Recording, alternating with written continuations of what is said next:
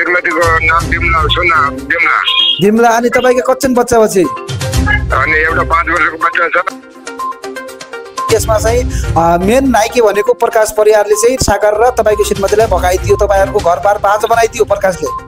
अहिले त्यो मान्छे सागर परिवारको पुरानो बुढी भएर बेंगलोरमा छ, त्यसको दाइ पनि बेंगलोरमा छ, अनि 20 वर्षको छोरा छ, एउटा 15 वर्षको छोरा, दुईटा छोरा श्रीमती र दाइ भाउजू बेंगलोरमा छ।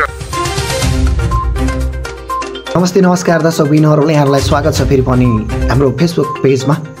कृपया सम्पूर्णले यो साइटमा राखिएको कमेन्टहरु सबैजनाले पढिदिनु होला।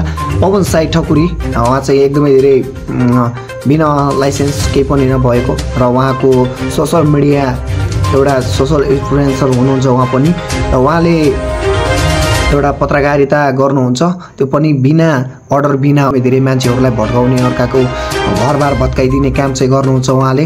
र अहिले चाहिँ उहाँ नेपालमा जानुभएको छ र उहाँले प्रकाश परियार दाइ हुनुहुन्छ, एकदमै धेरै राम्रो व्यक्ति हुनुहुन्छ, एकजना डान्स गुरु हुनुहुन्छ, एकदमै धेरै मान्छेहरूलाई हेल्पफुली सबैजनालाई धेरै माया गर्ने सपोर्टिभ गर्ने एउटा प्रकाश परियार दाइलाई चाहिँ उहाँहरूले आरोप लगाउनु भएको छ, एउटा चरित्र हत्या गर्नुभएको छ।